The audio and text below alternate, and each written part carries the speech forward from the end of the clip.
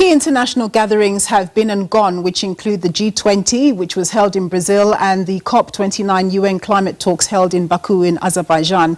And so with the dust having settled, what do these meetings really mean for developing South economies and more specifically for South Africa?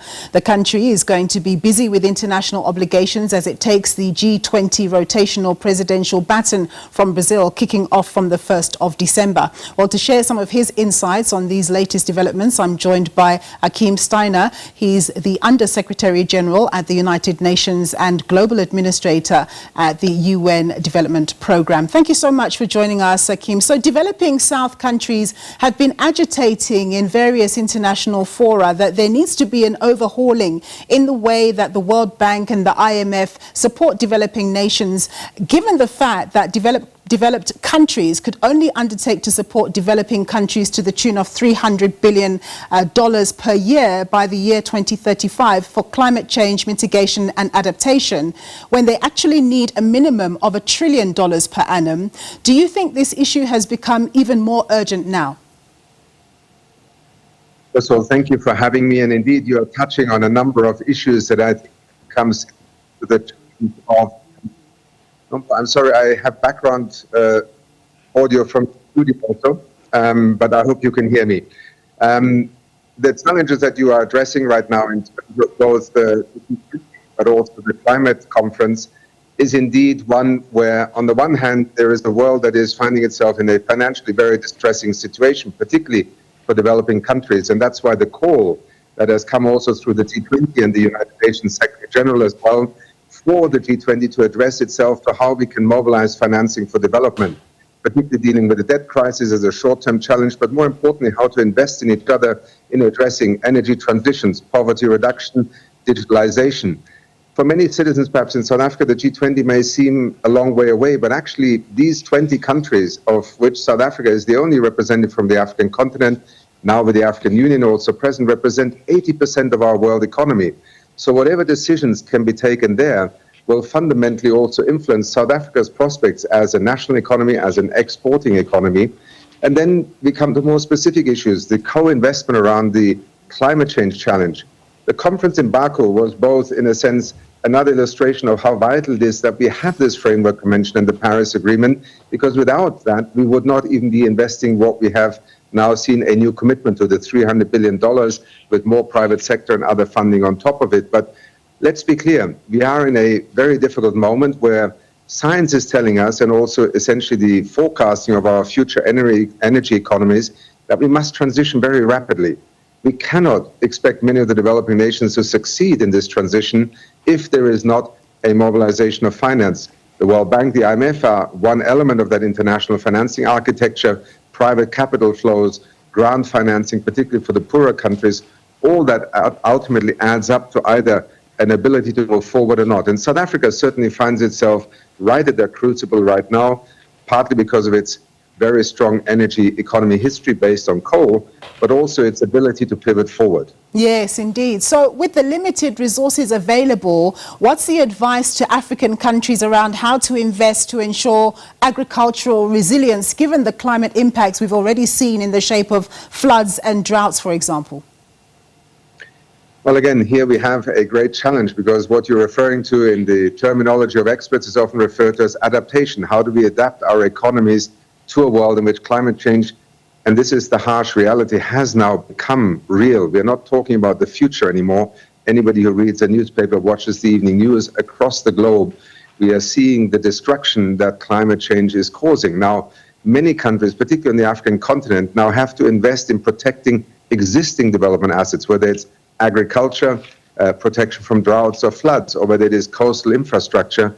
Essentially, climate change has now imposed on countries a tax on development as a result of climate change.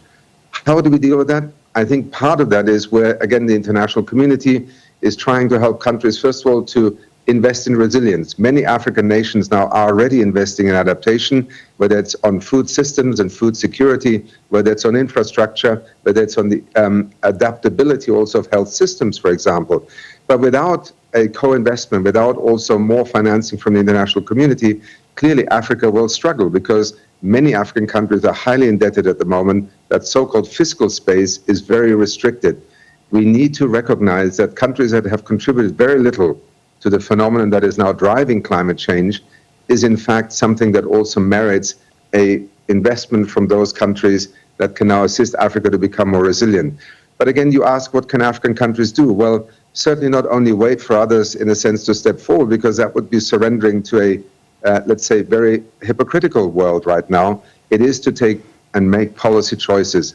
Look at the risks that climate change imposes, look at opportunities for investment, and across the continent, we're actually seeing remarkable innovations. Africa is exercising many national policy choices. It's for the international community now to be a co-investor in that. Yeah. So we've touched on the G20. South Africa will formally begin its year-long presidency of the G20 on the 1st of December. From a development perspective, how significant is this, and how do you think that South Africa should leverage on this position? Again, let us perhaps recognize that in the history of the G20, this is the first time where 4 emerging economies have actually been presidencies, from Indonesia to India to Brazil and now South Africa.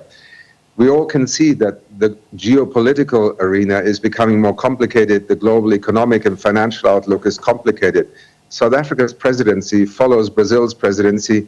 It comes at a crucial moment where the perspective of developing and emerging economies needs to be articulated very clearly. Again, a reminder, these countries between them essentially represent 80% of the global economy, 80% of financing. The ability to bring the perspective of developing nations more centrally to the decisions that will drive global financial systems, but also dealing with the debt issue, which the G20 has essentially not really tackled adequately since the pandemic, but also looking at where the opportunities for development lie. Much of our work as the United Nations, but also particularly the United Nations Development Programme, is to work with the G20 presidencies, and we are also very privileged to be working with South Africa's presidency on helping to develop the kinds of pathways that allow countries to agree on how they can cooperate rather than agree to differ and disagree. I think South Africa has great legitimacy and also has put out an agenda that at a moment of great disruption in the world could actually create an opportunity for bringing countries together. Everybody knows it's not going to be easy, but the world, particularly the developing world, needs the G20 to take more ownership of its role and responsibility in addressing global economic issues that fundamentally either constrain or enable developing nations to move out of crisis and be able to invest in development again. Yeah, it's often been said that technology can help the African continent leapfrog in terms of development. So what do you see as the potential of things like artificial intelligence and general broader digitization for the African continent? Do you see a lot of potential for growth and development in this regard? Without any shadow of doubt, and in fact, perhaps in the digital and even in the AI sphere, it is interesting that it is on the African continent that sometimes these technology breakthroughs are happening faster than in what we would traditionally call the industrialized or developed nations.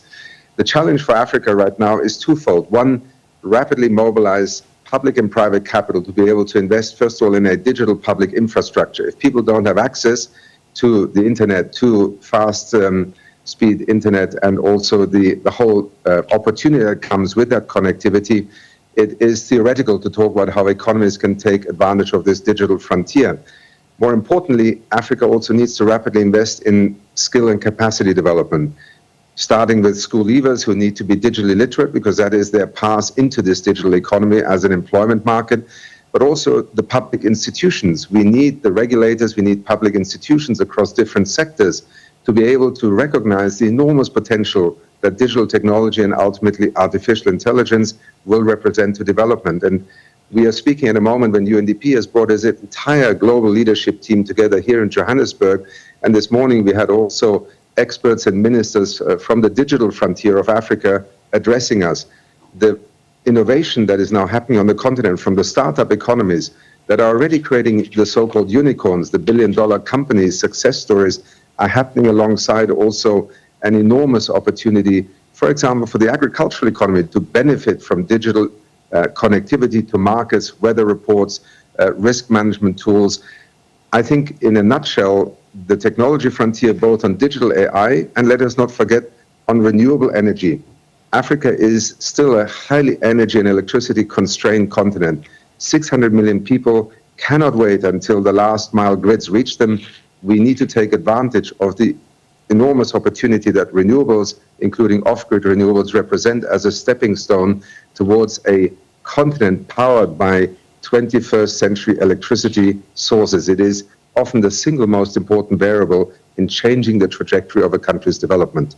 Achim, thank you so much for your contributions there. That was Achim Steiner. He's the Under-Secretary General at the United Nations and also the Global Administrator at the UN Development Programme.